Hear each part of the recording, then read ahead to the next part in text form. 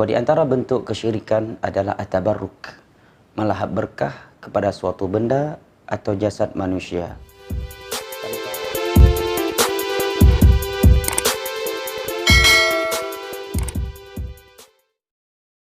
Assalamualaikum warahmatullahi wabarakatuh. Kembali lagi di Lingkar Sabda. Tudingan syirik dari dai dan ulama Wahabi Salafi terhadap seorang yang bertabarruk pada tempat dan benda mendapatkan jawaban dari ulama ternama Indonesia, Ustadz Abdus Somad. Untuk meluruskan kesalahan fatal Ustadz Wahabi Salafi Farhan Ibnu Furaihan, agar umat Islam Indonesia terselamatkan dari paham Wahabi Salafi ini, berikut adalah penjelasan ilmiah tentang hukum tabarruk. Bagaimana hukumnya ngalap barokah dengan benda yang ditinggalkan oleh Nabi dan orang soleh? Khalid bin Walid kehilangan pecinya. Ada ngeliat peci saya enggak? Ada ngeliat peci saya? Kata sahabat, peci seperti itu banyak jual. Ngapain ente ribet repot nyari peci? Kata Khalid bin Walid, bukan pecinya, tapi di situ ada rambut Nabi. Ada rambut Nabi saya simpan. Setiap perang saya pakai terus. Barokah rambut. Praktek tabarruk terhadap jejak atau tempat-tempat tertentu dilakukan oleh salafus soleh, orang-orang soleh terdahulu.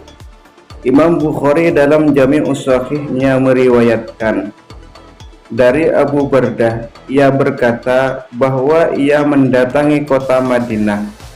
Abdullah bin Salam menemuinya. Ikutlah mampir ke rumahku, aku akan memberimu minum dengan gelas yang pernah dipakai oleh Rasulullah SAW. Kau pun bisa sholat di tempat sujud yang pernah dipakai Rasulullah SAW. Sayyid Muhammad Alwi bin Abbas Al-Maliki mencoba mendudukkan persoalan terkait praktek tabarruk sebagaimana dijelaskan dalam kitabnya Mafahim Yajibu an Tusahhah. Wa qabla an nubayyina al-adillah wasyawahid natiqah bi jawazi dhalika bal bi masyru'iyatihi yanbaghi an na'lama anna at-tabarruk laysa huwa illa tawassulan ila Allah subhanahu wa ta'ala.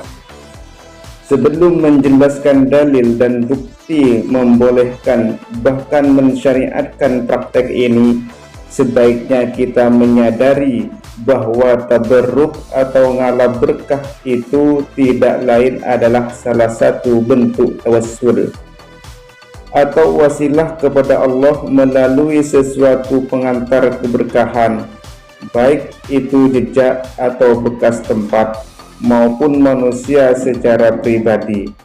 Nah, kalau tabarruk adalah salah satu bentuk tawassul, maka tawassul sendiri adalah mubah sebagaimana diperintahkan dalam Al-Quran.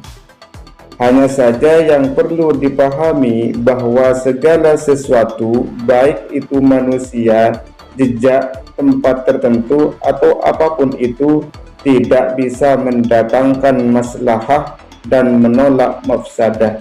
Yang kuasa mendatangkan maslahah dan menolak mafsadah hanya Allah Subhanahu wa ta'ala. Inilah yang perlu diperhatikan bagi mereka yang melakukan praktek tawassul dan tabarruk. Abdurrahman Ba'alawi dalam Bughiyatul Mustarsyidin menyampaikan, at-tawassul bil anbiya wal awliya fi hayatihim wa ba'da wafatihim mubahun syar'an kama waradat bihi sunnah sahihah. Tawassul kepada para nabi dan para wali ketika mereka hidup atau setelah mereka wafat adalah mubah menurut syar'i, sebagaimana disebutkan dalam hadis sahih. Tetapi masyarakat awam perlu diingatkan terkait dengan kalimat-kalimat yang dapat mencederai tauhid mereka. Bimbingan dan pemberitahuan untuk mereka wajib dilakukan bahwa tidak ada yang dapat mendatangkan manfaat dan mudarat selain Allah Subhanahu wa ta'ala. Tidak ada yang berkuasa untuk mendatangkan manfaat dan mudarat kecuali dengan kehendaknya.